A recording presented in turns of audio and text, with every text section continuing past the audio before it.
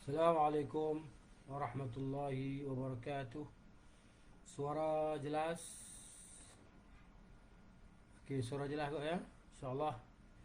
Innal hamdalillah nahmaduhu wa nasta'inuhu wa nastahdihi wa nastaghfiruhu wa na'udzu billahi min shururi anfusina wa sayyiati a'malina.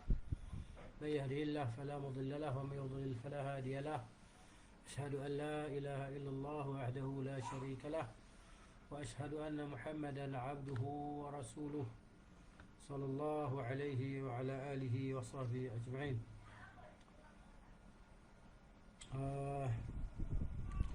Kita pada muka surat 169,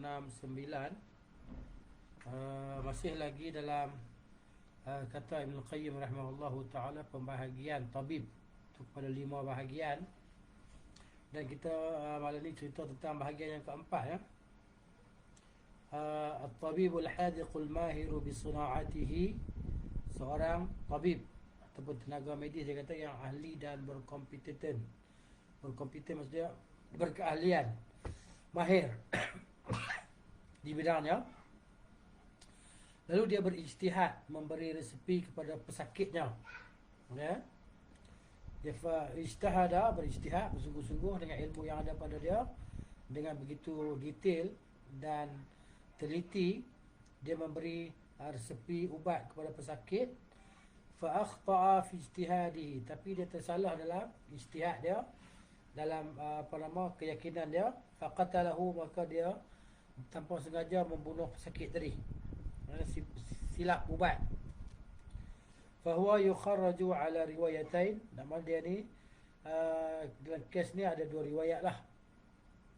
Satu riwayat mengatakan bahawa anna diyatul marid fi baitul mal. Maksud diat, dia kena bayar diat itu, dia ambil daripada baitul mal, diberi kepada keluarga atau waris kepada si mati. Yang keduanya bahawa diat itu dia ambil daripada kaum kerabat dia ataupun ahli kabilah dia.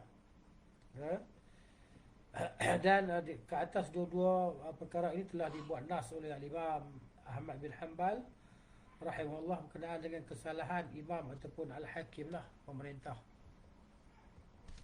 Baik, ini yang keempat. Yang kelimanya tabibun hadiqun. Tabibun hadiqun, tabib yang pandai, yang bijak. Atasan'ata haqqaha, dia memang bidang, memang pakar dalam bidangnya kan. Fa qata'a sil'atan min rajulin aw sabiyyin, lalu dia melakukan pembedahan, maka dia terpotong satu bahagian daripada anggota seseorang ataupun kanak-kanak ataupun orang gila, bighairi izni, tanpa izinnya, ataupun tanpa izin walinya. Aw khatana sabiyan, ataupun dia mengkhatankan kanak-kanak bighairi izni walihi, tanpa izin walinya. Fatalifa, maka kanak-kanak itu maknanya merosak anggota dia ataupun dia menyebabkan kematian. Faqala ashabuna, maka kata Ibn Qayyim, berkata oleh sahabat-sahabat kami daripada mazhab Hanbali lah dia, yadman, dia kena bayar denda, diat. Li'annahu tawallada min fi'lin ghairi ma'dhunin fi, kenapa? Kerana dia melakukan perkara yang dia lakukan, perkara yang tak diizinkan dia melakukannya, tapi dia melakukan. Wa in adina lahu al-baligh, dan jika orang yang baligh memberi izin kepadanya, awaliyus sabi, ataupun wali kepada kanak-kanak itu, atau wali kepada orang gila itu, lam yadman, maka dia tidak perlu membayar gantilah. Wa yahtamilu alla yadman mutlaqan, dan boleh dipertanggungkan bahawa dia tak bayar di antara dua-dua perkara tadi. Kenapa? Li'annahu muhsin, kerana dia dah berbuat kebaikan, tapi tanpa sengaja dia telah tersilap, berlakulah kesilapan tadi.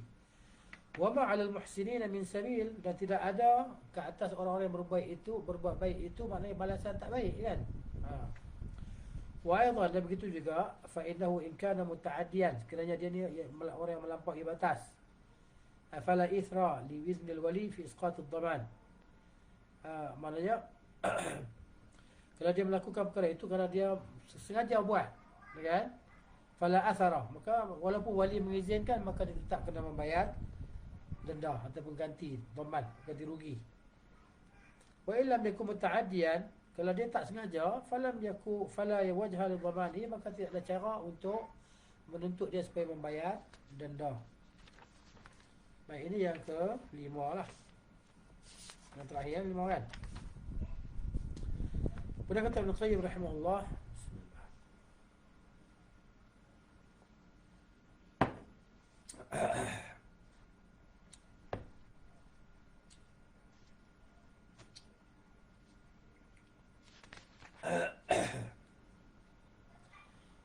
فإن قلت هو متعد عند عدم الإذن غير متعد عند الإذن. Maka sekiranya kau katakan apabila dia melakukannya tanpa izin pesakit, maka ia dianggap, dia kata di sini apa? Teledor. Kalau dengan izin pasien, maksudnya mutaaddi lah. Dia dianggap sebagai orang yang melampaui. Kalau dibuat tanpa izin. Tapi kalau dia buat dengan izin, maka tak ada masalah apa, sebab pesakit itu sendiri yang mengizinkan. Ini dia. Qultu, ini kata Imam Al-Qayyim rahimahullahu ta'ala, saya katakan al-udwan wa adamuhu innama yarja' ila fi'lihi huwa. Dia sifat perbuatan yang melampau, yang melampaui batasan ataupun tidak melampaui batas itu kembali kepada perbuatan dia. Jadi kalau dia buat kerana dengan memang kemahiran dia, bukan dia melampaui batas, dia buat tadi, maka walaupun wali tidak ada kesan pada izin wali ataupun tidak ada izin wali. Wali ni maksudnya yang punya pesakit tadi lah.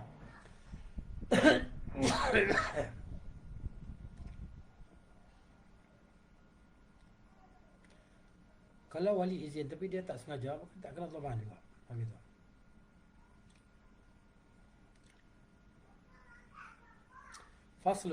Faslun dia kata والطبيب في هذا الحديث يتناول ما يطب بوصفه وقوله. Maksud dia tenaga medis, ini ahli perubatan lah. Ahli perubatan yang dimaksudkan dalam hadis ini meliputi orang yang melakukan pengubatan dengan memberikan respi. Respi ni dia panggil apa? Itulah, macam dia bagi nama ubat dan sebagainya kan.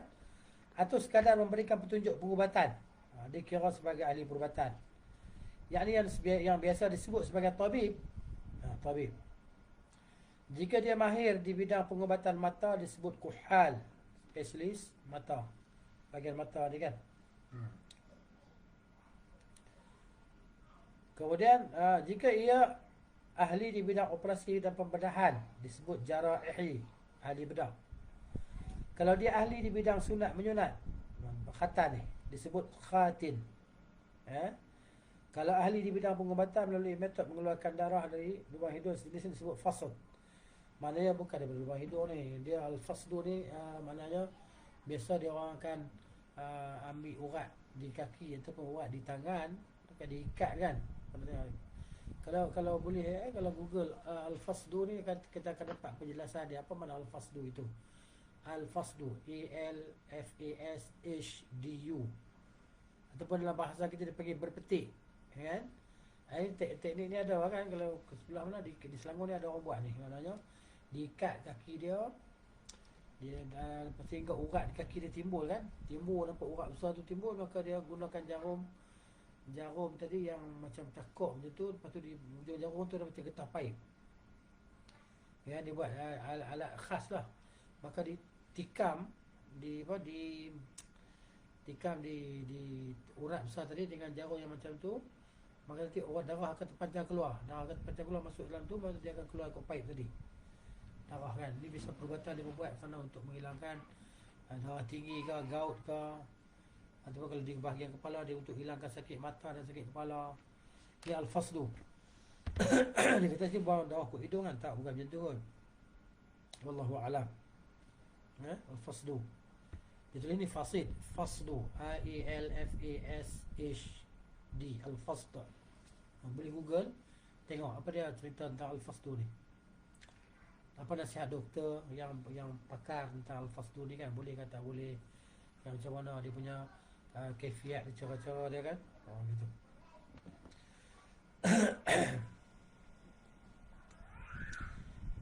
Kemudian sementara yang ahli di bidang pembekaman disebut hajam, spesialis bekam. Yang ahli di bidang membalut, menjahit luka dan menyambung bahagian tubuh yang sobek disebut mujabbir. Macam tulang patah apa semua kan.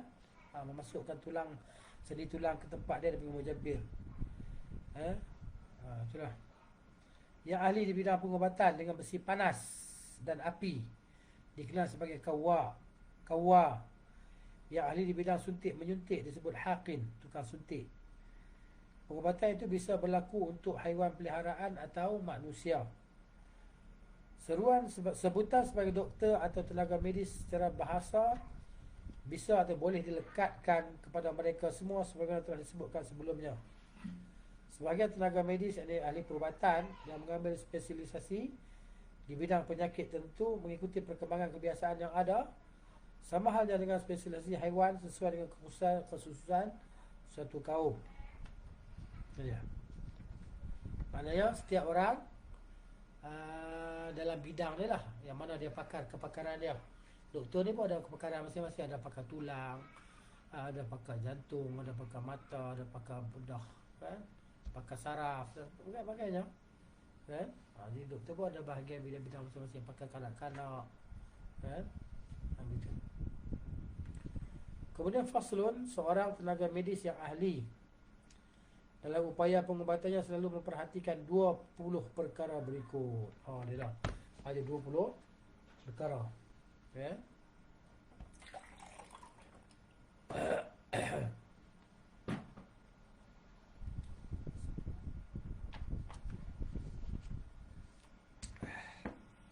Baik.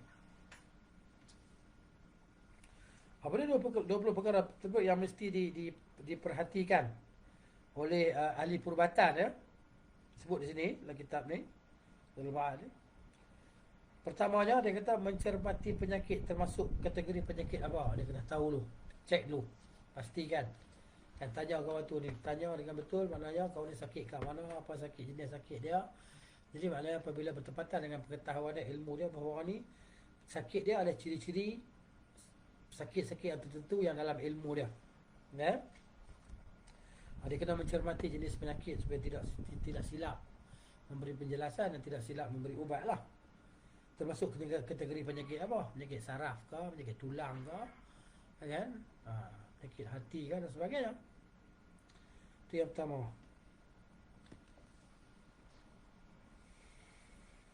Yang keduanya, la an-nadharu fi sababihi min ayyi shay'in hadatha wal 'illatu al-fa'ilatu allati kanat sabab huduthihi ma hiya. Yang keduanya, memerhatikan penyebab penyakit tadi. Apa dia penyebab dia? Daripada penyakit itu berasal. Adakah penyakit itu berasal daripada makanan manis, makanan-makanan yang berlemak ataupun manis, yang ada gula kalori tinggi dan sebagainya, kan? Terjek. Daripada penyakit itu berasal, apa penyebab utama dari penyakit itu? Dia semua dalam ilmu dia lah. Pertama detik, 2 detik ni, perhatikan penyakit jenis, penyebab penyakit itu apa dia penyebab dia. Sama ada penyebab daripada makanan ke, kan? Ataupun penyebab daripada aktiviti harian dia ke, yang berterusan dengan perkara yang negatif, kan? Itu tengok sebab punca dia. Yang ketiga, stamina pasien, stamina pesakit tadi, kan? Sebab orang sakit tak sama dia punya kedudukan level dia, kesihatan dia. Orang tua, orang muda, kanak-kanak tak sama sakit dia, kan? Kalau orang jenis muda sikit, mana dia sakit tu, dia mungkin boleh ada tahan perasaan, tahan sakit lagi, kan? Walaupun tak tahan je, dia boleh bertahan lagi. Kalau orang kanak-kanak lain pula sakit dia, kan? Jadi macam tu Allah Ta'ala uji tu, kan? Macam-macam keadaan lah stamina dia. Apakah staminanya mampu melawan penyakit atau terlalu lemah untuk dapat mengatasinya? Tengok keadaan orang tadi, kan? Sistem imunisasi dia macam mana, badan imun dia macam mana, kan? Adakah maknanya sistem badan dia tu kuat untuk melawan penyakit ataupun tidak kuat? Kalau staminanya kuat, mampu melawan dan mengatasi penyakit, sang doktor akan membiarkan saja ubat bekerja secara lunak, tidak perlu mengaktifkannya. Gitu.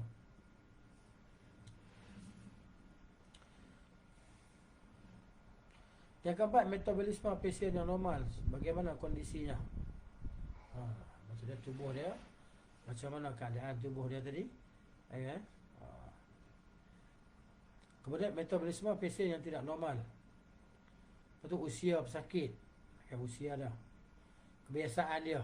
Apa dia rutin harian dia yang dia buat kan tadi. Cek apa ya. Musim saat mengubati pesakit. Musim apa? Kan sebab musim panas tak sama dengan musim sejuk. Sama dia. Musim apa? Ubat apa yang cocok pada musim tersebut, yang sesuai pada musim tersebut. Ubat apa? Ini yang jadi topik ni, kena tahu semua benda ni. Negeri dan tanah tempat kelahiran pesakit tadi. Tanah dia, negeri dia. Sebab berkaitan dengan cuaca dan kebiasaan hidup dia. Dia masih hidup dalam keadaan yang macam tu. Cuaca yang macam tu, tiba-tiba dia bertukar cuaca, maka jadi sistem badan dia jadi pening lah, tak boleh nak baca.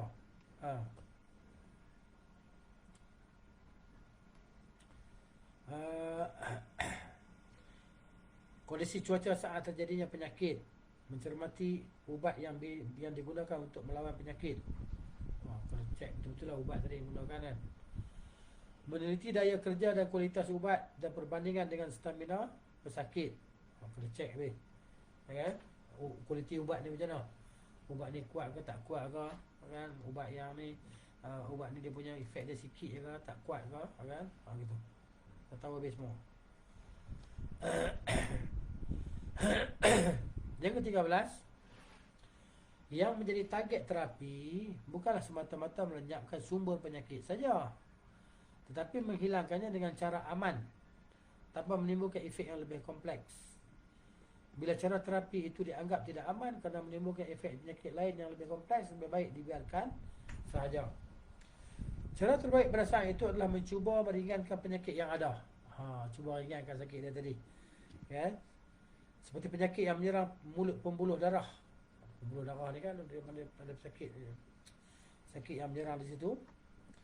Kalau diterapi dengan cara mengamputasinya, dengan cara membedahnya, memotongnya, ya, atau menyumbatnya, dikhawatirkan akan menimbulkan penyakit yang lebih parah lagi. Gitulah.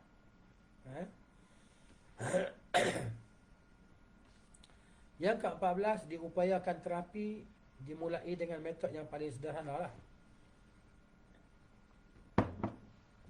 Mula dengan yang sederhana dulu. Bila mungkin diubati dengan makanan sihat, tidak perlu diberi ubat. Diberi makanan yang sihat, dia makan nanti, makan tu dia rasa sihat. Okey, tak perlu dia bagi ubat lah. Bila mungkin diubati dengan ubat tunggal, ubat satu ya, bagi satu ubat ya. Tidak perlu mengubatinya dengan ubat ramuan. Ubat ramuan ni dia ambil sana kan. Berapa puluh jenis, berapa jenis akar dan sebagainya, bagaimana dakwaan. Itu tak perlulah. Kalau ubat satu yang jenis satu ramuan cukup dah. Kan? Tak perlu yang lain. Kecuali bila ubat sederhana itu tidak mampu meredam penyakit. Kan? Di antara kebahagiaan doktor adalah ketika mampu mengobati penyakit cukup dengan makanan sihat, bukan dengan ubat. Maksudnya doktor ni dia seronok. Bila pesakit tadi sembuh dengan hanya makan makanan biasa je. Dia ambil makanan-makanan yang berkhasiat, yang ada serat dan sebagainya, dia sembuh, tak payah makan ubat. Ini di antara perkara yang paling menyeronokkan doktor lah, membahagiakan doktor, pesakit dia sembuh. Bukan dengan maksud mengobati penyakit cukup dengan makanan sihat, bukan dengan ubat, atau sekadar dengan ubat-ubatan tunggal tanpa ubat-ubat ramuan. Kalau ubat tunggal dia boleh pakai ubat tunggal, tak payah pakai ramuan. Ramuan ni campuran lah, akar kayu dan sebagainya kan. Diteliti terlebih dahulu penyakitnya, apakah memang bisa diubati atau tidak. Adakah penyakit dia boleh diubati atau tak boleh diubati. Okay. Kalau tidak mungkin diubati, cukup dijaga stamina dan kondisi tubuh pesakit. Okay. Jangan dipaksakan untuk disembuhkan kalau memang tidak bisa memberikan hasil apa-apa. Kalau penyakit tersebut dapat diubati, harus diteliti. Harus tengok apakah bisa dilenyapkan 100% atau tidak. Kalau tidak mungkin dilenyapkan, juga harus diteliti apakah bisa masih diringankan atau diminimalkan atau tidak. Kalau tidak mungkin diminimalkan, paling tidak dihentikan kerjanya sehingga tidak bertambah parah. Tetapi harus difokuskan ke arah itu dengan memperkuat stamina dan memperlemah reaksi penyakit. Ini jelas dia beritahu pada kita kan. Ha.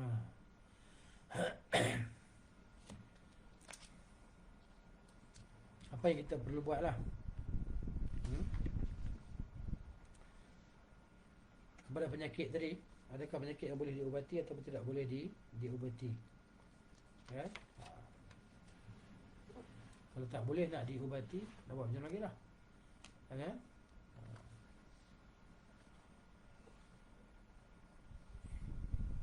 Diusahakan diringankan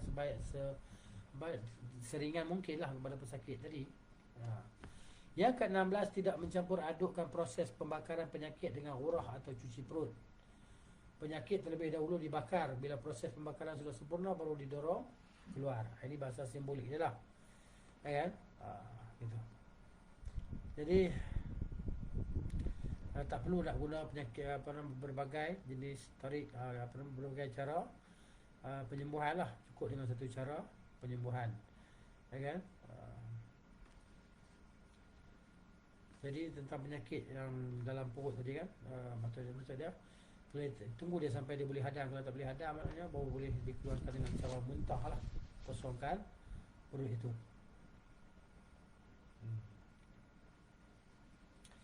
Kemudian yang ke-17, hendaknya seorang tenaga medis juga memiliki pengalaman tentang penyakit psikologis.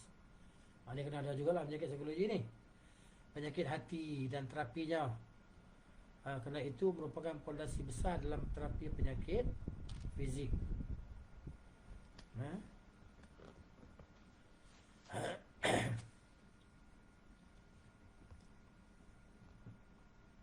Fondasi ni maksudnya asas lah. Asas. Reaksi yang muncul pada fizik manusia adalah akibat reaksi kejiwaan dan hati seseorang. Dia main, dia bertekanan jiwa dan sebagainya kan, dia bawa pada sakit lemah badan dan sebagainya, sakit urat dan sebagainya. Itu jadi kena cek dulu. Itu adalah sesuatu yang jelas dapat dilihat, sudah terbukti kebenarannya. Kalau seorang doktor memang cukup mengenal ilmu kejiwaan dan penyakit hati serta terapinya, ia bisa dikatakan sebagai doktor yang sempurna. Itu. Sementara doktor yang tidak memiliki wawasan dalam ilmu kejiwaan, meskipun ia ahli di bidang pengobatan penyakit fizik, ia disebut sebagai setengah doktor ataupun separuh doktor saja. Separuh saja doktor, bukan doktor seluruhannya.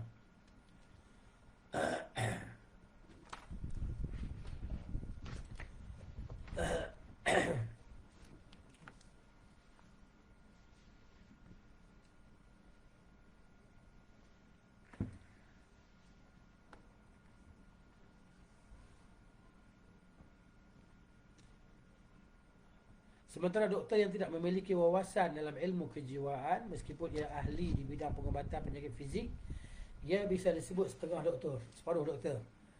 Setiap doktor yang tidak berusaha mengubati penyakit dengan cara memerhatikan kondisi kejiwaan, meneliti kesihatan hati dan kondisi tubuh secara keseluruhan, di samping juga berupaya memperkuat mental dan inner powernya dan mengajak bersikap jujur, ya, dakwah pesakit dia lah, berbuat baik dan ihsan, serta menghadap kepada Allah dan hari akhirat.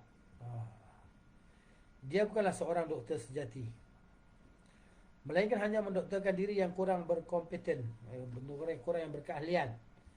Di antara fondasi terpenting dalam mengubati orang sakit adalah menganjurkan berbuat baik. Ini di antara cara psikologi seorang doktor lah bertemu dengan pesakit kan.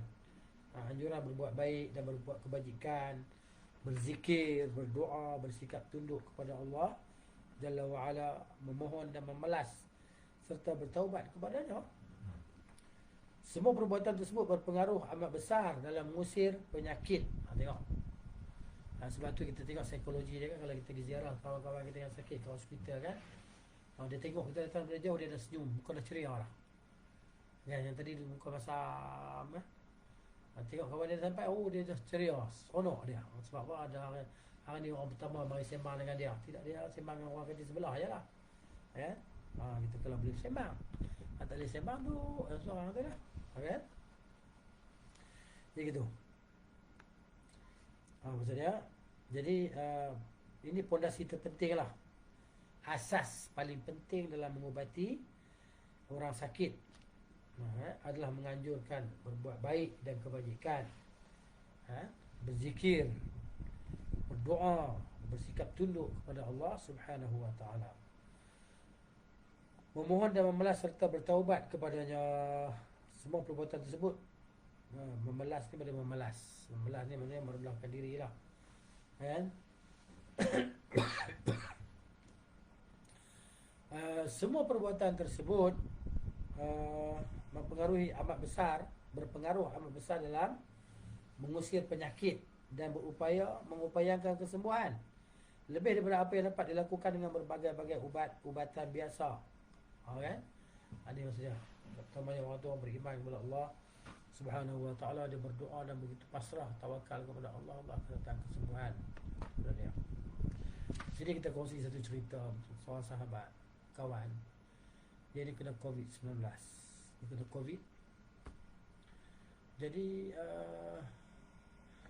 maknanya dia sakit kena COVID ni, sakit habis badan, ada satu badan, pinggang, segala sendi, segala urat sakit. Sakit sungguh-sungguh sakit, bukan sakit main-main walaupun dia dah ambil booster, 2 second dose dah booster, dia kena COVID, kan? Jadi maknanya sampai tu malam tu dia tak tahan lah, sakit yang teramat, rasa macam nak mati lah, dia rasa macam nak mati gitu lah, kan? Sakit teramat, sendi-sendi, badan semua sakit habis. Dan dia apa dia buat? Dia berdoa kepada Allah Ta'ala dengan betul-betul tawakal dan pasrah tadi, berdoa dengan sungguh-sungguh kepada Allah Ta'ala. Disebut habis nama yang dia tahu, Ya Allah, Ya Syafi, Ya Allah, Ya Rahim, Ya Allah, Ya Ghafur. Disebut habis nama-nama Allah Ta'ala yang dia ingat, yang dia hafal. Maka dia bertawasul, kan? Tawasul kepada Allah Subhanahu wa Ta'ala untuk sembuhkan penyakit dia dengan doa dia tadi. Bila dia berdoa dengan sungguh-sungguh sampai dia doa betul-betul, lepas berdoa tu terus terlena. Habis doa tu maknanya dia cerita kat saya lah, terus dia lena. Bila dia lena, tak sedar apa dah. Jaga-jaga esok, hilang habis segala sakit. Tak sakit dah. Padahal malam tu ya Allah sakit, rasa dia nak mati, dia kata. Terasa sakit habis, sendi-sendi, pinggang, segala mata, kan, segala kepala sakit sampai ujung kaki sakit. Sakit sungguh, tak tahu sakit, dia sakit sungguh, dia tak COVID. Dia dah second dose lah, booster. Booster yang kedua tu. Kedua kan sama. Jadi dengan doa tadi, dia doa kepada Allah Ta'ala dengan doa yang sungguh-sungguh, Allah makbul, cash doa dia dapat. Ni bila sakit ni, Ahad 2-3 hari lepas ya, kalau mau pun. Hari apa? Hari Rabu, Selasa, Isnin, Ahad. Ahad. Hari Ahad pun dia sakit dia mak sangat. Ni cerita saya maknanya ini power of doa lah maksudnya. Dan doa kepada Allah Ta'ala ni memang power tu. Jadi jangan kita tinggalkan doa. Dia rajin berdoa kepada Allah, kan. Dan kita boleh solat sunat ke solat, kita berdoa kepada Allah Ta'ala dengan sungguh-sungguh, Allah akan makbulkan. Dan begitu dia orang sakit ni kan, orang sakit tadi, dia orang sakit lah tadi tu, sembuh. Besok dia tidur nyenyak, Masya Allah. Habis dia doa tu, tebum, Lela jaga bila? Besok pagi jaga macam tak sakit apa. Subhanallahil-azim. Lepas tu berbuat, tapi dia ni seorang anak yang insyaAllah yang soleh, insyaAllah anak yang soleh dengan yang baik, jaga mak dia, jaga ayah dia, jaga family dia. Dia ada anak, dia ada isteri, tapi dia berat pada mak ayah dia jaga. Seorang yang apa nama, muhsin, yang berbuat baiklah, terutamanya kepada ibu bapa dia dan kawan yang soleh lah, insyaAllah, kan. Jadi Allah dah beritahu kan, inna la nudhi'u ajra man ahsana amala, kami tidak akan mensia-siakan amalan pahala orang yang melakukan kebaikan. Ya Allah berikan jalan cash, sihat cash. Sakit teruk tadi kan, gitu. 2-3 hari lepas aja kawan-kawan ni. Jadi maknanya menganjurkan, di antara pondasi terpenting dalam mengubati orang sakit adalah menganjurkan berbuat baik, kebajikan, berzikir, berdoa, bersikap tunduk kepada Allah Jalla wa'ala, memohon dan memelas. Memelas ni apa? Memohon dengan begitu, mengharapkan belas kasihan daripada Allah Ta'ala dengan menangis. Walaupun tak menangis tapi berkerut-kerut dari kan, kerana keperluan hajat yang amat sangat tadi. Ya. Serta bertaubat kepadanya. Taubat kepada Allah Ta'ala, istighfar. Istighfar ni kira nombor satu lah. Kita ada bangunan tinggi macam mana pun, kita hebat macam mana pun, kita tetap kena beristighfar kepada Allah Subhanahu wa ta'ala. Semua perbuatan tersebut berpengaruh amat besar dalam mengusir penyakit. Ini sama dengan apa yang saya ceritakan tadi pada kawan kita tadi. Barakallahu fi, jazahullahu khairan, ya, ahsanallahu ilaih. Dia jaga mak ayah dia, dia jaga family dia, adik dia, apa semua dia jaga. Kan, dan dia orang yang berkahwin, ada isteri, ada anak semua, tapi itulah dia masih jaga ayah mak ayah dia. Dia suka menggembirakan hati mak dia, menggembirakan hati ayah dia. Kan? Ayah dia bersungut teringin barang-barang sekian-sekian, dia pergi cari. Dengan susah payah dia pergi cari apa yang ayah dia teringin tadi. Walaupun ayah dia tak minta agak dia. Ayah tak minta agak dia, tapi dia faham ayah dia teringin benda-benda tersebut. Maka dia cuba usaha, dia doa kepada Allah Ta'ala untuk penuhkan impian ataupun keinginan bapa dia tadi. Maka Allah makbulkan doa dia. Dan dia dapat bantu bapak dia tadi. Bapak dia seronok sangat dengan dia. Dan itulah ibu bapa dengan anak tadi tidak akan putus doanya. Maka Allah berikan keberkatan kepada dia, ya, di dunia insya-Allah sebelum akhirat, kebaikan tadi insya-Allah taala. Wala nuzakki Allahi ahadan, kita tidak mensucikan seseorang di atas Allah Taala, kita tidak mendahulukan sesiapa atas Allah Taala. Cuma nak cerita kata Allah tadi bahawa memakbulkan permintaan. Jadi maknanya terapi-terapi yang bagus ni kan, yang dengan begitu saja boleh mengusir penyakit dan mengupayakan kesembuhan lebih daripada apa yang dapat dilakukan dengan berbagai-bagai ubat-ubatan. Gitu.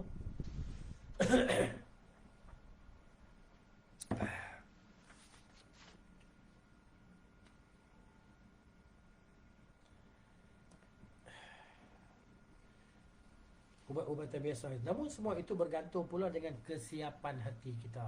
Macam mana hati kita tadi kan, persediaan hati kita tadi. Adakah hati kita terpenuhi dengan tawakal kepada Allah, takut, khasyah kepada Allah, apa lagi, cinta kepada Allah, yakin kepada Allah, kan? Takut kepada Allah dan seterusnya. Adakah hati kita sudah ada persediaan yang demikian itu? Dia kena tengok kepada kesiapan hati lah, kan kita. Kalau hati kita hati yang saleh, hati yang baik, kan? Hati yang tasamuh, mudah memberi maaf di atas kesalahan dan kesilapan orang lain, kan? Jadi maknanya dia akan memberi pengaruh yang baik lah.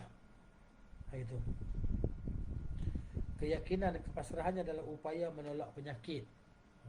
Ini kita kena beriman lah benda ni kan. Kadang-kadang tu lah yang kita panggil semu senyuman daripada seorang kawan baik tu tadi boleh menghilangkan sakit yang berat di dalam badan. Ini sebenarnya kita kata ini satu perkara keajaiban lah yang Allah Subhanahu Wa Taala berikan. Jangan gitu. Yang ke-18, bersikap lembut dan santun terhadap orang sakit. Seperti sikap kita terhadap anak kecil kan, orang sakit dia mula sensitif. Dia sensitif, mudah tersinggung, mudah tersentuh, kan? Silap cakap je dia akan kecil hati dan sebagainya. Orang sakit, kena berhati-hatilah. Terutamanya jadi doktor ni kan. Doktor ni dia menemui berbagai-bagai pesakit dan sebagainya. Dia kalau doktor perangannya pandai barang, asyik nak marah pesakit, nak tengking dan sebagainya, dia kena resign lah, kan? Kena resign, dia kena masuk askar lah, kan? Nak rekrut orang. Dia pesakit, doktor dia ialah dia kena melihat pada jiwa juga kan, cara jiwa. Kadang-kadang pesakit dia dengar perkataan yang lembut daripada doktor, perkataan dorongan semangat tadi kan, di situ dah berapa peratus dah daripada sakit dia dah mula hilang dan pergi. Mungkin 30%, 20% dah kurang daripada sakit dia asal tadi. Kenapa? melihat tingkah laku doktor tadi kan, yang menyenangkan hati dia. Doktor datang senyum, cerita, tanya khabar dan sebagainya, sambil sebut kataan-kataan, contohnya yang berkaitan dengan Allah, insya-Allah awak sembuh gitu maknanya. Kan dia mendatangkan seronok dalam jiwa pesakit. Tu dia. Satu sebab lah. Ini kena diperhatikan oleh orang yang nak jadi doktor lah. Dan 10 perkara yang disebut oleh Ibn Qayyim di sini kan. Begitu. Kemudian yang ke-19, berusaha menggunakan semua jenis pengubatan biasa dan pengubatan ilahiyah. Pengubatan ilahiyah, doa, ruqyah tu lah kan. Doktor ni mana dia boleh buat ubat, dia boleh luar dan dalam. Luarnya dengan ubat, makan ubat dan sebagainya kan. Jadi itu yang luaran.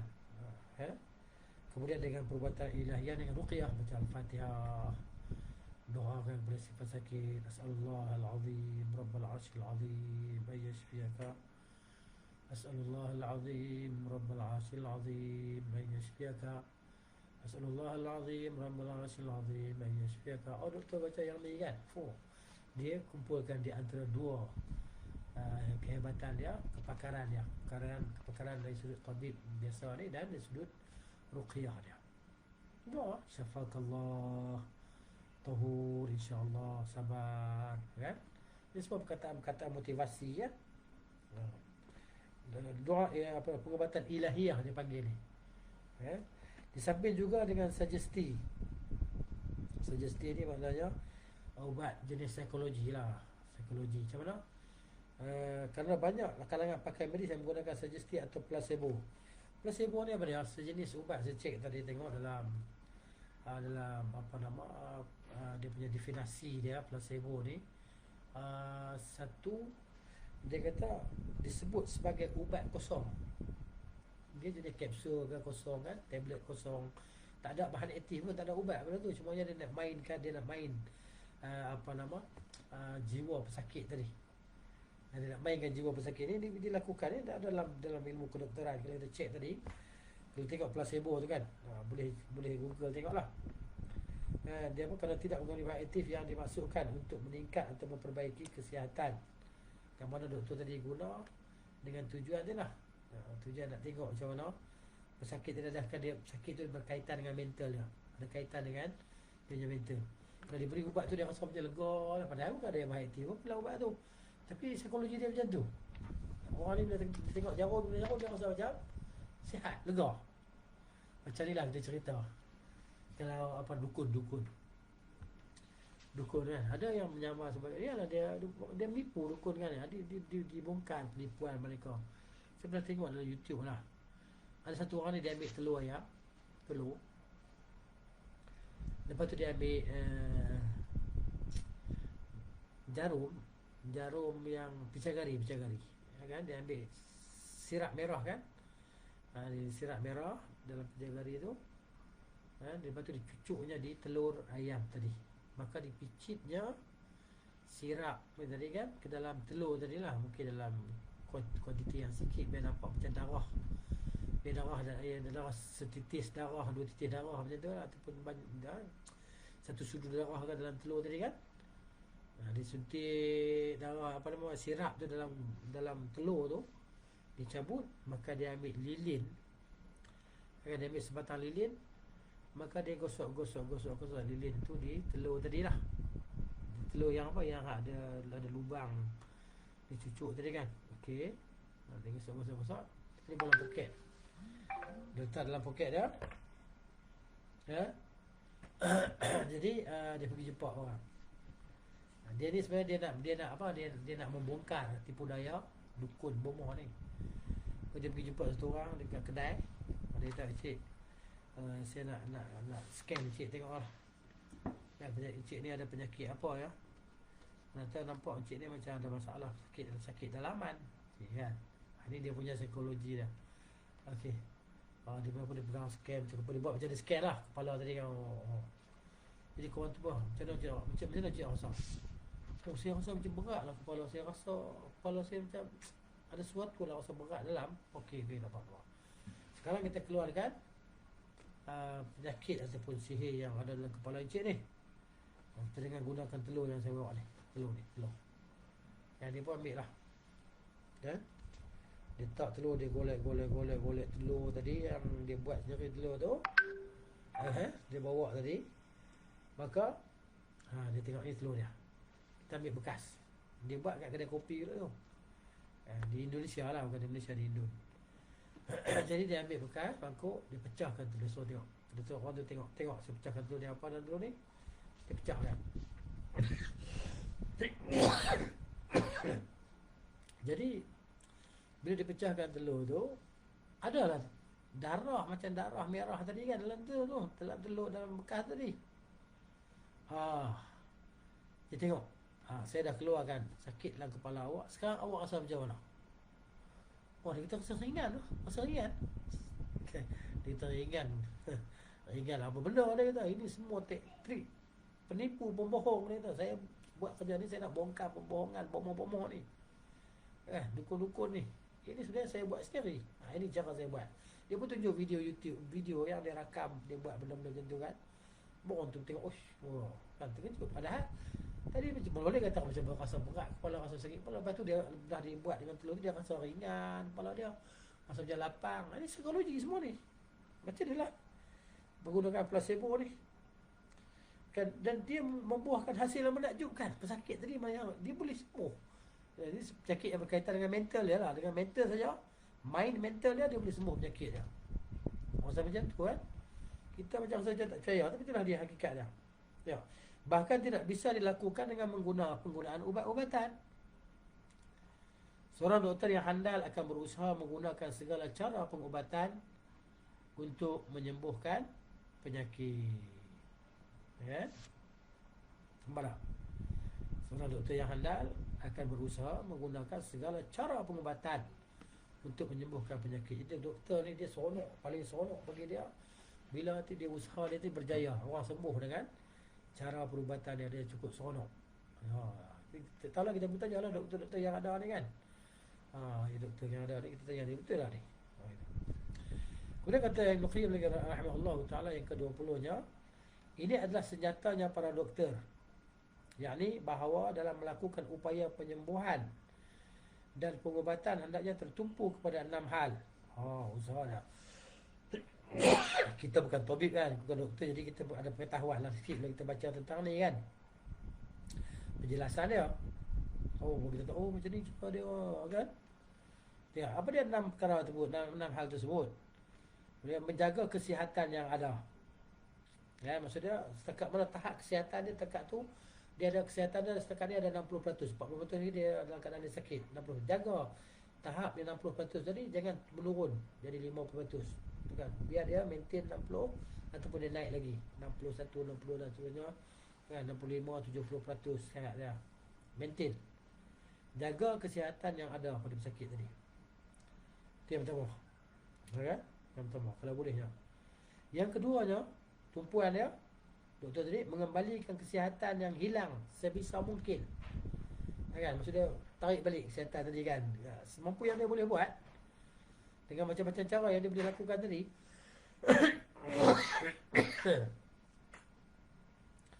Kemudian yang ketiganya, melenyapkan penyakit. Kalau bolehnya dia hilangkan terus penyakit tadi lah. Kan? Cut off terus penyakit tadi, tak ada kan? Sihat walafiat. Dia boleh sakit, okey, dah boleh keluar air cik, dah boleh keluar air tadi. Kan?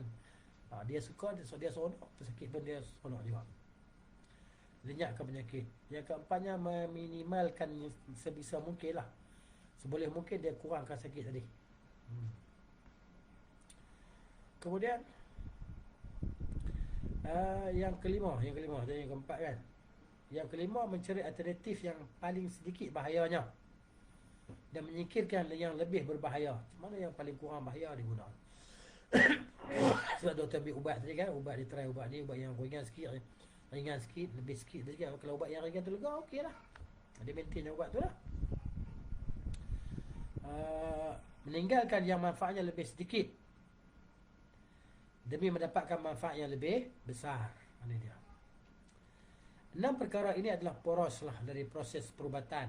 Perkara yang biasa dalam proses perubatan. Seorang doktor yang tidak menjadikan 6 perkara ini sebagai sebagai ukhiyah ya. Apa dia ukhiyah? Artinya adalah kehormatan dan harga diri. Bisa juga diartikan sesuatu yang dikenal sebagai pengikat binatang tunggangan. Dia katakan. Basis ilmu perubatan bukanlah seorang doktor, wallahu a'lam. Itu di sinilah. Ya.